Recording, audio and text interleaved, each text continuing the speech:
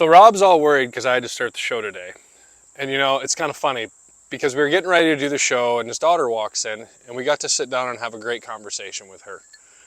Talking about God and talking about manifesting things, talking about Jesus. And it was amazing. First time I've ever met her and I got to sit down and have a conversation with her about God. I mean, what else could you ask for? Cool stuff. Clearly she's very comfortable with you. I Because she's love been it. watching your videos, so she's gotten to know you a little bit. Yeah, it's good though. I love it. I love the fact that she felt the comfort to walk in and just blurt it out. Yeah. It's great. I love that, man. That's amazing. She's a great young lady. It's almost like you might have done something kind of right. Takes after her mom. Has to, because we know it didn't come from you. Clearly.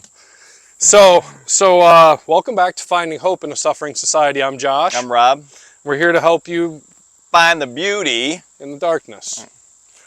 So we decided that, you know, I had my interview and had to sit here and deal with Rob's shenanigans. So now you get to deal with mine. I have no idea what's coming from you today. I know, that's the best part, because I don't even know what I'm going to ask yet. On the fly. That's how we roll, man. It's. I feel it's more genuine. I feel we show our hearts better that way. Yep. So I guess number one is, where did your story start? Like, where did you grow up? I grew up in the Midwest, in cold part of the country, and I grew up in a pretty small house, 900 square foot house, 3 kids my size. I'm 6'4". I don't stand up when I talk on these videos, so I'm a tall dude. And you know, I had very, very humble beginnings with my family. Had everything I ever needed, but nothing extravagant. But I just had a great upbringing, great parents, beautiful parents, highly involved in sports. My entire life, we had a sports family, and two younger sisters that were better athletes than me. They both went on full ride basketball scholarships to university here in the state that we're in, and I was the guy that people kind of forgot about after I went to college, because I did play a little college baseball, but I wasn't the athlete that my sisters were. Okay, So. fair enough. What? Yeah. Where was God in your life, in your upbringing? Did you have God in your life? Yeah, I did. I was raised Catholic, and you know, I knew there was a God. I was really just kind of going through the motions. Catholicism was a great foundation for my faith as the word is today, but candidly, from age 18 to 30, I would submit I fell away from the church. I just, I didn't go to... It seems to happen a lot. It does. I have a lot of friends that grew up Catholic, and that's kind of how it went for them too. As they grew up, they kind of fell away from faith, and then they came back. And I've heard that with Baptist and Lutheran and non-denominational, right? I'm not saying it was just Catholic. I'm saying I've had a few friends that had the same scenario with them. They were raised Catholic, and they kind of fell away from it because they felt it was too rigid. Well, I mean, it was very ritualistic, and and I always say it was half probably 70% Rob and 30% the Catholic Church, but I didn't really have a relationship with Christ when I was going to the Catholic Church, and I'm not blaming that on the church. There was something I didn't find. Number one, you were a kid. Let's be real. Exactly. And then when I went to college, I didn't go to a Christian college, so I kind of fell away even further. And then it just took me a while to kind of get back into it. Ironically, I ran into a friend, or I met a guy my senior year who was a believer, and he kind of got me back into a conversation with God. And that was my senior year, but actually my freshman year, I had a guy who I played basketball with, and we're driving down to a 3-on-3 tournament. He was talking about all these visions he had about God as a freshman. He stopped drinking, he stopped chasing girls. He saw all his friends, all these people that were going to heaven, and he wasn't going, and it totally changed his life. And I remember him talking to me in the car. This is when I was like 18 or 19 years old. I was getting chills the whole time he was talking to me. So that might have been the spark that kind of lit my intrigue, I'd say, into my later years, going into my 30s. But I'll always remember that story. Okay. You know, I've been telling me that story. So it's funny how it's a hard one to forget when you're sitting here at that age, and he's literally talking about things that are literally happening in your life in that moment. Well, and I look back on the different people that put their fingerprint on me as it relates to following God and following Christ, and that was one of them. But even having conversations with people that were my age who didn't believe in God, they're like, it kind of drives me crazy to think about, where did God even come from? I'm like, I never even thought about that. I was 18 years old. Somebody threw that out there to me. I was like, where did God come from? How do you create something from nothing? You know what I mean? That was like, just drive you crazy thinking about it. But we have very finite minds. We're not supposed to know. And I had one guy when I was in my mid-20s trying to sell me, getting me to sell some real estate with him. And he was talking to me about God, and every other word he was dropping F-bombs. I was like, this is kind of different. You know what I mean? Sound Sounds familiar? like my kind of guy. I mean, I'm not saying, I'm just saying. Yeah, yeah. But different people actually put their fingerprint on me to actually get me to the point of really truly believing. And it probably hit me the most. So I've got 3 girls. My oldest daughter almost died at birth.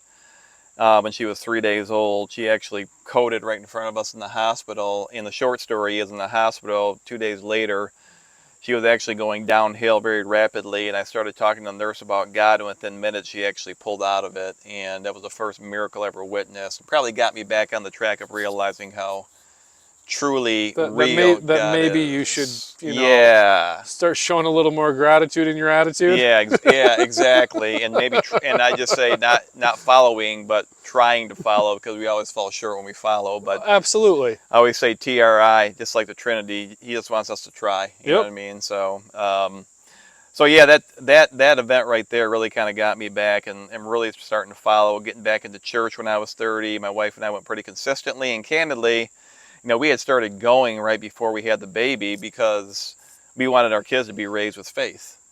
And Okay. that was the only reason I really I was going, was because I knew that my parents did it. My dad showed up every single Sunday to make sure that we heard the word.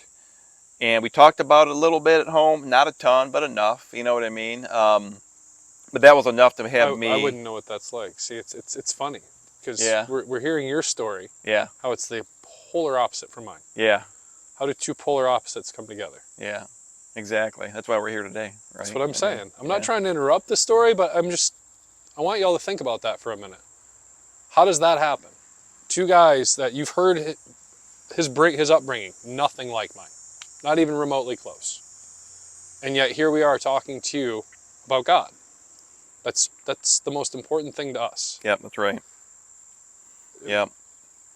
Yeah, and and my parents. I mean, getting back to my parents again, they were very supportive. They showed up to every basketball game.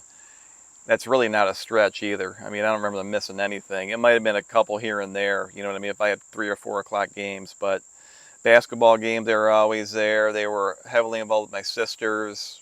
My dad coached all of his kids, and he was harder on us than he was on the other team Well, members, he had rightly to be. so. And I remember walking home just mad at him because he called me out, and he'd be like, "Hey, I can't show favoritism to you." You know what I mean? And You got to I just realize when we step on the court, I'm the coach. I'm no longer your dad. exactly just had a great relationship with him. Unfortunately, he passed here last August and from Parkinson's, and certainly do miss him, but think about him a lot. And my mom's still around, so we've shared a lot of great stories over the past couple years, and really gotten closer as well. Through a really difficult time in losing my dad. And I would just submit, I would tell you that if you were to, well, I'll stop right there. What other questions do you have for me? I love it. See, You're asking the questions. I keep going on. I don't here, have so. to interview Rob. See, all I do is ask a question, and it's this domino effect. I just sit back and I go, yeah, yep. See, we filled what, 10 minutes Yeah, now, I think and I've asked by one now I had asked question. you 6 questions, I think, on the last video. Yeah, so pretty much. yeah. That's what I'm saying. Yeah. My answers are short and sweet. You tend to just let it roll. I love it. Okay, so we've gotten the background. We've gotten your basis, that you had a great basis of faith in your life. You were raised Catholic. You were raised with very loving parents that were always there for you. And still are. And still are to this day. My mom, yeah, yeah. Well, your dad's still there for you, just in a different way. Amen to that. It's just in a different way. Yep. As someone who's lost a lot of loved ones in his life, I've had to learn to realize that they're still there. I carry them with me. Yeah, I probably more than anything, the way he's with me is just the fact that I'm kind of a chip off the old block. I'm so much like him. You Exactly, know what I mean? and that's what I'm saying. I'm not really a true believer that your ancestors have gone to heaven are with you right now. I don't think it's biblical, but I do believe that I'm the person that I am today because of how my dad shaped and molded When I me, say so. with me, I don't mean that either. I mean, like, you have a piece of them with you. Yeah, You just, absolutely. they fill a hole in your heart that'll never go away. 100%. That's more what I mean. I agree. Yep. You know? Yep. So you've had that. have you had any instances where your faith has wavered? I mean, Um, obviously, you almost lost a child. That's got yeah, to be enough to make your faith waver. I always said that I don't know if my faith would have got stronger had we lost my oldest daughter or not. It might have had that happen, but certainly we got stronger with her pulling out of it. But I would tell you that where it probably wavered the most, which is really why we're here, kind of shooting these videos, is 3 years ago. I ended up going through a major battle with anxiety and depression, and I would submit it was all fear-based. I think anxiety and depression are fear-based. And my wife would tell you that it all started during COVID. I got out of my rhythms. I got out of my men's groups, my Bible studies, my routines at work. And I didn't see it, but she said it just wasn't good. And my dad was diagnosed with Parkinson's, I would say 10 years ago, and I kind of buried that too. And I didn't know I was burying it. I didn't know the impact that COVID was having on me, but it really led me to make some really bad decisions. And I'll just say one really big, major financial decision that put me into a state of major depression and anxiety, and to the point where I needed to be checked in to be under care for a couple months here back in 2022. And I mean, I was literally curled up in a ball for months. You didn't want to go out. I stiff-armed my friends, my family, and my faith. And I'll say in this order: my family, my friends, and my faith. And it really took my family, my friends, and my faith in that order to kind of get me back. Mostly probably my wife, who just stood by me the whole time. It was right there and was just a great encourager. And she always kind of knew that I was going to figure it out.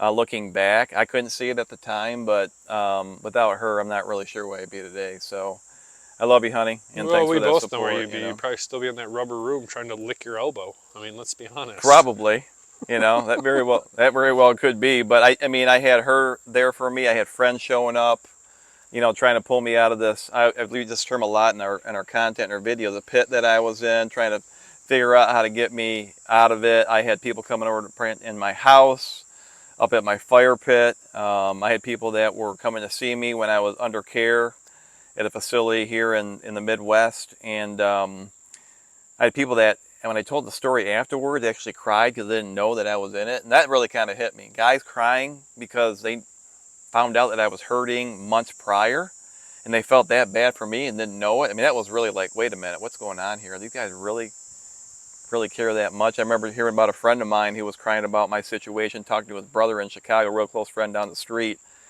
And it hit me like, man, that guy really loves me.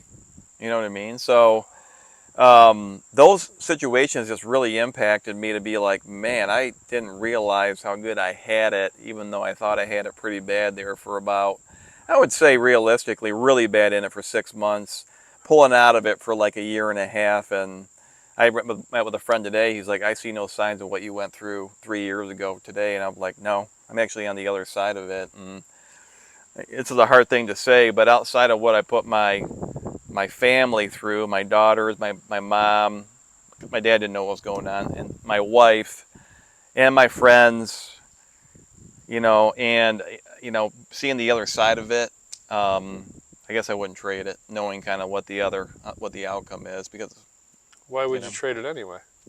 It's all part of your story, right? it is. But a lot of people, I think, want to trade their stories, and I don't. You can't. Change your perspective. Exactly. That's what we talked about that before. Change your perspective. But changing my perspective wasn't a straight line. It wasn't linear. It's never linear.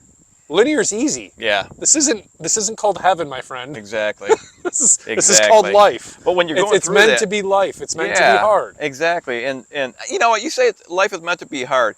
Life can be hard. I don't think God wants us to have a hard life. That book is there for a reason. I don't think God wants us to have a hard life. That's not what I said. I said life is meant to be hard. Because it's meant to be hard. If it was easy, what would we be proving to God? If this was easy, if it was easy for me to go, dear Lord, save me, and he saves me, am I going to truly believe? Or am I going to start taking that for granted? Yeah, do I need to hit some bumps in the road? Do I need the devil to talk over my shoulder every now and again to remind me that there is a God? Because if it's easy, you have nothing to work for. I think more than anything else, you need to prove it. I'll say it differently. I'll say it differently. I think the struggles in our life is where the power is, because with those struggles and those stories, that's where most people will come to Christ, because failures build bridges and success builds walls. If you got everything in the world, all things are going great for you, people aren't going to really Says the guy who came out the other side. Yeah. Did you view it that way when you were in the darkness? No, I didn't. Not That's at my all. point to you. Yeah, yeah. That is my point to you. I got you. Yeah. And when you say Because you went through that, yeah. it now strengthened your bond. Well, and the thing is, everybody has struggles in their life. They do. Right? Everybody is listening here. Everybody will have one. You're either in one, you're coming out of one, Or one's coming. Yeah, or your one is coming. It's one of the three. Right? It's part of life. Yeah. It's the speed bumps. Yep. When I say it's not meant to be easy, I mean it in that aspect. Like you're gonna have things. You're gonna have to make a decision, and your decision could be right or wrong. That's right. You make the wrong decision, guess what? But you didn't fail, right? That's right. You learn from it, you move on. Yep. Yep. Well, again, and learning from it. Oh, that process of learning from it can be pretty taxing, grueling. You've been there before, right? I mean, you kind of grind through it, and you're grinding through it. I mean, and I do think that God is molding you through those times as well. And you know what? When you're being misery, but yes, you think about God taking you and molding you physically. Yeah, it doesn't feel very good. No. But when He does that, and you come out the other side of it, you're a much more beautiful creature to Him, and I would say maybe not beautiful to others, but certainly more relatable. Absolutely more relatable. Yeah. 100%. Yeah. Because you've been through something, you've been broken down, and you've rebuilt it. That's right. That's why I say never take constructive criticism from people who have never constructed anything you've walked through. Mm-hmm. And man, did He break me down. I mean, I was no doubt broken down in my core, and I've seen how He's rebuilt me to become so much more closer to Him over the past 3 years. And that took time so even too. And that was going to be my next question then. So if that's what pulled you away was a mistake, basically, right? Well, and again, I'll say the COVID, my dad's diagnosis. No, I know, you didn't let me finish. It was a mistake. Yeah, so a mistake happened. Yep. The situation with your dad and everything, and then having to pull away from being around people in general because of COVID. Mm-hmm. You had to be pulled away from being a social person, which is definitely going to have a negative effect on you as well. That's right. So all those things combined, what is it that really pulled you out the other side? What is it that made your faith grow so much stronger, like you've said? Because you just got done saying to me, my faith grew stronger. It was probably. But why? I think it was probably the impact the story had on other people, and how it literally has probably saved, I am not exaggerating, 9 people's lives. 9 people probably wouldn't be here had I not gone through what I went through. And I'll give you one example. I was in... Well, had you not shared once you had gone through what you went through? Oh, yeah, exactly. Not because had you went I not through shared. It. Because there's a difference. 100%. Thank you for clarifying. Yeah, had I not shared my story with what I went through, 9 people probably wouldn't be here right now. And there was a couple where just going through it, they still may not be here, but mostly had I not shared my story, okay, but that's here. telling me what happened because you shared your story. I didn't ask that. I asked you what pulled you out the other side. Yeah. And I think I said it with my family, my friends, and my faith. That was it. That's it. Yeah. Yeah. How can little things like that pull you out of such a dark space where you were literally because locked people up were in a room? persistent. Well, people were just persistent with me. You know, people kept showing up, calling me, making sure I was okay, making sure I was encouraging. You know, my wife was setting up counseling appointments for me, trying to find the right person. She'd show up with me. So all these people that kept showing up, though, where did they come from in your life? What They'd aspects? always been there. They'd always been there. You know what I mean? And you know, one person said it to me. I want to make sure I say this the right way, but you know, I try to invest in other people, and somebody told me, you know what, you invested in a lot of people over the years, and it was your turn to have people invest in you. I agree. When you were going through it, so that was a nice compliment. But man, I don't think of all my friends that I know, I don't think anybody was that low that I've seen in my life. And again, that's not a fair comment, but if I think about all my close friends, I mean, to be actually committed for 2 months, not many of my friends have gone through that. But man, it gave me a different perspective on life in general, and just having that freedom. Period. You know what I mean? Just having freedom. I mean, think about, we talked about doing the prison ministry before. The people that are locked up for dumb mistakes that they make. I was locked up for 2 months. It felt like prison. But I always think a lot about people who don't have freedom for whatever reason. Whatever the reason may be. Yeah. Being chained to a place isn't fun. No, it wasn't, and it isn't. No, No, and but that's what sucks too, is yep, you were stuck in that place which you already don't feel good about being in, and yep, you're trying to find a way to feel better about yourself because that's why you're there in the first place. But how are you supposed to feel better about yourself when you feel like the walls are closing in and you're trapped in this place? oh, yeah. I mean, I was like trying to figure out every way to get out of that place, man. It was bad. Yeah, it was bad. But hey, I'm not there anymore. It was 3 years ago. It feels like it was yesterday, but it was 3 years ago. And um, but I would tell you that, again, really truly pulling out and coming out on the other side of it, when I saw how the story affected other people and how it literally saved lives, then I was like, okay, now I see the bigger picture as to the why behind it. And when the puzzle was kind of quote unquote completed, or being completed, it's still not completed. This is why we're doing this too. This is part of the recovery and the getting back to being 100%. I think I'm at 100% today, but I mean, telling your story and I would tell you, I mean, it's biblical. Your struggles have power. They As do. long as you're telling your story and using it to show light to the world. Matter of fact, we were talking about today, we always kind of end our videos with finding the beauty in the darkness, but a lot of you people out in the dark that are watching on these videos right now, and if you do have the light in your life and you found that light, the next thing you should do is do what? Go what? Share it with the world. That's the whole reason we're doing this. We lived in darkness. We've been there. We found the light. That's our reason for sharing. It's trying to get you to see that you can live in darkness, but you can also find the light. It's possible. I mean, if you guys truly listen to my story, it's nothing like this. And if I can make it out, so can you. I mean, if Rob can make it out of there, so can you. And it's that simple. It can be as simple as you want to make it. You can make it as complicated as you want to. Mm-hmm. And I was just gonna say, I mean, your suffering in your life can be, I'll say, inflicted by your environment and Yep. maybe where you came from. Josh has, shared part of his story about By our choices. by our choices that we make. That's still suffering, and whether it's self-inflicted or not, suffering is suffering. We all do, we all do this. Are affected by other people negatively, and so we've all been affected negatively. We've all made mistakes, some bigger than others.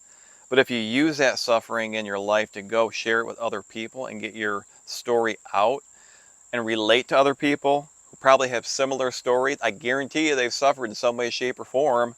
That's where you Guess make a what? connection. Exactly. That's it. That's where you Yeah. make that connection. And then you can start talking about this, what we're doing. That this all came about from two guys talking about God. That's where this came from, people. Mm-hmm.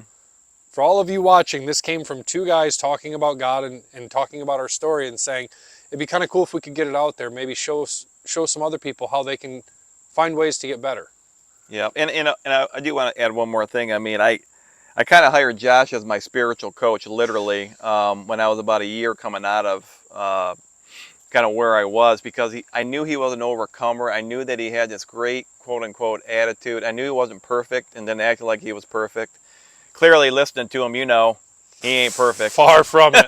Far from it. But he was always in my face about stuff, and I was like, man, nobody else talks to me like this, but I need this. And it really kind of helped me get to the next level of overcoming my biggest struggle in my life. And again, foundationally, I'll say my wife was the foundation to where I am today, but there were people like Josh who were there who just helped me in different ways to get to where I am today. And I knew that we were so different in our walks and kind of what we've experienced in our lives that God told me, you need to partner with this guy. And again, part of it was when I asked him to go on this prison ministry weekend here going back 2 years ago, and he turned around and he said, I'm going.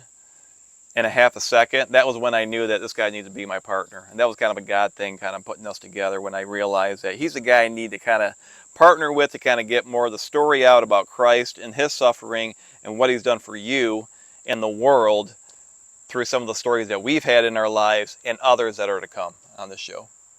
I love it. Thanks, man. Like, you didn't need to give me that acknowledgement, but I appreciate it. It's truth. It is. It's truth. And that's what we speak here, is the truth. And it was funny because when he asked me that, I said, wait, what, huh? What? Huh? What? Why? You're the one going on a prison ministry. You just invited me. It's not the other way around. What do you need my help for?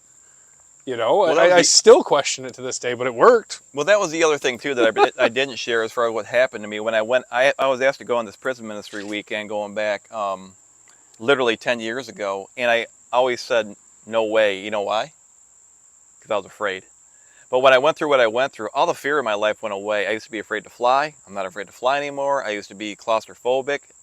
Didn't like being in elevators. I don't really care. I'm not claustrophobic anymore. I mean, literally, all the fear in my life went away. The only thing that I would say I still have fear of is maybe hurting people's feelings. I've had to make some pretty tough decisions with people.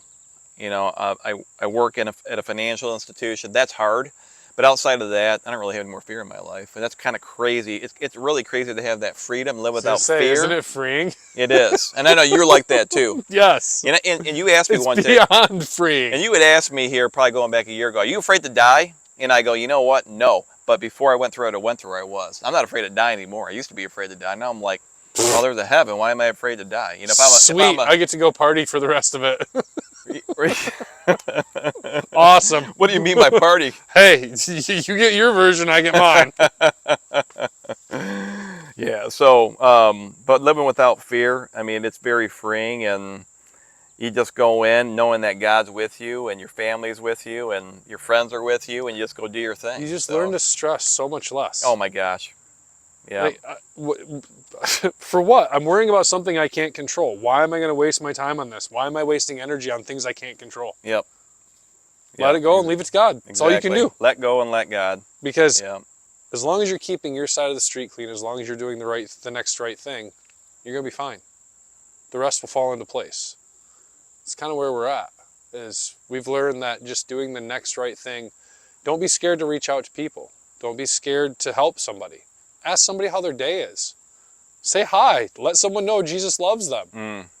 You know, I always make a joke about it, but I've had people road rage, and when they road rage, I just laugh and I say, Jesus loves you. Kill them with kindness. You know what I mean? I'm sorry you're having a bad day, but... Do you really do that? Swear on everything that is holy, my friend. I love it. I love it. I love it. What am I going to do? Why am I going to get mad about it? I'm sorry you're having a bad day. I'm not going to let you negatively affect my life. I love that.